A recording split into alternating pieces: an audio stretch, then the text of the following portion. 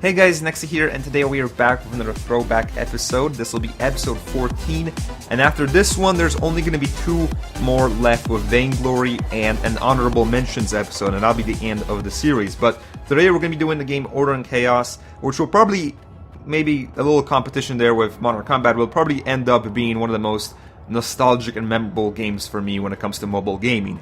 This game came out in 2011 and it was an MMORPG. If you don't know what that stands for, it stands for multiplayer, massively multiplayer online role-playing games. So that's what it was. It was an RPG that you played with a bunch, not a bunch, like thousands, sometimes tens of thousands of other people on the same world. So one of the things I remember most about this game actually is getting really hyped because of the trailer. So actually I'll show you guys the trailer really quickly in the middle of the screen, and after that is done, we'll continue with the commentary.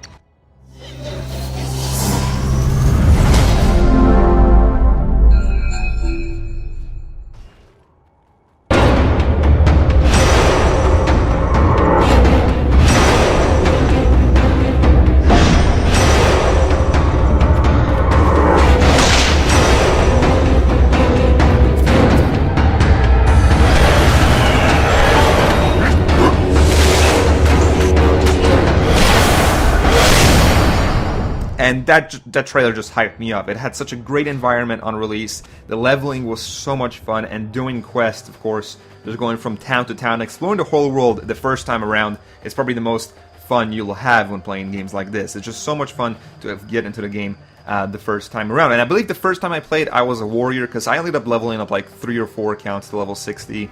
I know the level cap has raised since then, but I remember, maybe it was like level 50. I'm not sure when the game really started out in terms of levels. I think it ended at level 60, but for some reason when I look at the maps, the old maps, it shows that it's level 50. It's got to be something like that. It's got to be either 50 or 60. But I remember that leveling up and doing quests was really addicting back then. The one thing I really never got into, that I saw a lot of other people get into for some reason, was the dungeons. I really never got into them. Maybe it's because I didn't have any friends or something in this game, but I never really got into dungeons or the PvP arenas. I was just more of a person who just liked to roam around the world and do quests with my friends. That's really all I would do. And I think the mounts that came also later into the game, I never really got into capturing the mounts as well, because I was really just playing the game when it was, you know, on release. That's when I was most active in the game. Now, originally there was also paid subscriptions like World of Warcraft. If you guys know, there was in World of Warcraft. I'm not sure if they have them still in World of Warcraft, but in Order and Chaos, originally they had paid subscriptions. The game was free to download from what I believe, and after that, if you guys wanted to play, I think the first month they gave it to you was free, and then like 1 month cost like $3, 3 months cost like $5, and then half a year cost like $10 or something, and the whole year cost $20. It was something like that. I don't actually remember the exact prices, but I remember it was considerably cheaper than actually doing a subscription for a game like World of Warcraft. So that was the way they really monetized it back then. Nowadays it's different. It's became a little more freemium. There's all these items you can buy, all these loots and chests, and the game is actually free to play. You don't have to pay for a paid subscription. So they kind of switched around the monetization. I would have preferred they kept the original way of making money, but I guess they make way more with this new freemium model, because, you know, apparently the revenue is still going pretty well on the revenue stream on that game. Now I'm going to talk about the different areas of the game really quickly. There's Arcadian Forest. That was kind of the area you started out with if you were one of the good guy races. I think the orcs and then the undead, they started out in like a different area, but eventually everybody came over to the Arcadian Forest, and that's where the original levels are, like levels 1 through 10. That's where you level up to the first quest. It's a very, you know, casual area. It's like it's just a big forest pretty much with a few towns and a bunch of wolves and orcs that you can defeat in quests and other simple things to gather. And that's where you were really from level 1 to 10. And it also had one of the main cities in the game, which was Greenmont. That's where everybody came to go to the bank pretty much and check on their mail. So Greenmont was one of the big areas of the game. That was like the hub of the world. Next up was Tier Coast. That was west of Arcadian Forest, and that was levels like 10 through 20 according to the Order and Chaos map. It was kind of a depressing area. It was like obviously self-explanatory. Is Tier Coast. I just noticed that, so I may be a little slow. But yeah, there's like a coast, and it's really depressing, and it's all like moody and sunsetty. And they got a little darker here. There was more spiders and a bunch of like bat creatures, and there was also where they introduced crabs and stuff like that because it's on the coast.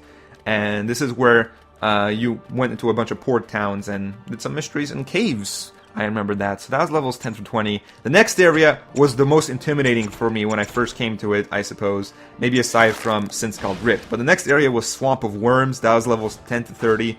Like I said, it's really intimidating at first. The textures have changed since then, so whatever I'm showing you guys in the background, that is not how the game originally looked. It was much creepier, I remember, at first. Because when you first walk into the Swamp of Worms from Tier Coast, it's kind of like a long path, I believe.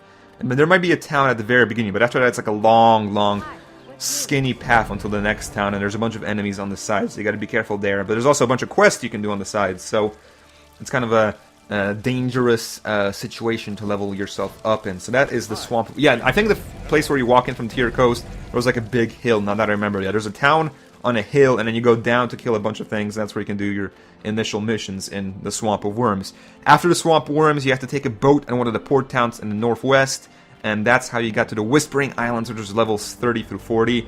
Kind of looks like Hawaii, that kind of, you know, vibe. It had like a bunch of lizards and beautiful dinosaurs, and there's like the pyramids, where there was like a bunch of PvP areas where you can do combat with, you know, random people. And there's I remember one thing I remember about Whispering Islands the most is, aside from it being an exotic area of the world, is that it has a crap ton of daily quests. So if you want to level up, you want to come back to the Whispering Islands and do a bunch of the daily quests, because it's pretty free. It's pretty free to do that. After Whispering Islands, there was a little path in the south that led over to the Great Desert, which was in the level 40s. I don't remember exact levels, but it was in the 40s levels. And it's kind of just like a big plain with a bunch of settlements spread around and a bunch of little watering holes where you can do missions. And it has a lot of towns, a lot of quests, and there's a big dragon in the middle. You guys remember that. But I don't remember too much about this area, so I'm just going to go on to the next area, which was originally the last area of the game. This is where there was kind of the end game. And that was Sins Called Rift. It's like a very lava-y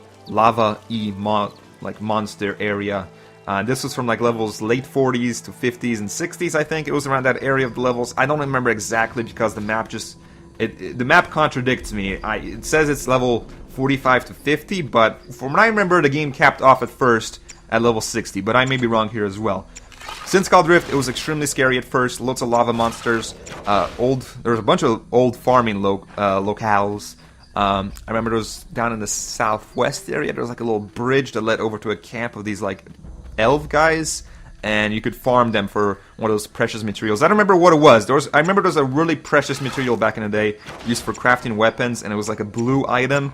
I'm not sure, and maybe some of you guys can remember that, but I remember that was one of the old big farming areas of the game. And I had a lot of memories in Sins Called Rift doing PvP and just farming with friends.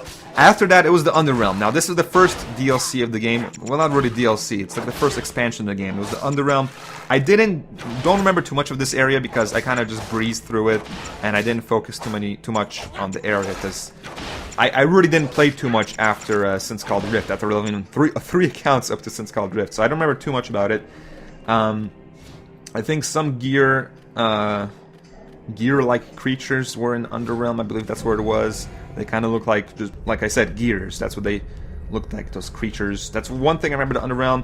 But like I said, this is kind of where I quit after I reached Frostland. So Frostland was the next area, and after that, I don't really remember anything. I just remember Frostland was like a big icy area, and after that, there's like the Mendel area, and there's a bunch of new areas. Now, I probably have to replay the whole Order and Chaos game from level 1 if I want to experience all this new stuff. But that is pretty much it for a throwback on Order and Chaos. I had so many memories made of this game, so many hours spent just farming and making friends and leveling up all these different accounts, and it was a crap ton of fun for me. I know it was a crap ton for a lot of people, especially for Beanates. I think Beanates really was the only big Order and Chaos YouTuber from what I know, maybe aside from Podo. And I made a lot of memories on that game. So tell me your memories of this game, and I'll leave you guys off here. This will be the last throwback video before the last two, which is going to be Vainglory and the honorable mentions, like I mentioned earlier in the video. And thanks for watching. Peace, guys. Love you. Bye. And make sure to tell me all your memories of this game in the comments section below. Thanks for watching. Peace, guys. Love you, and bye.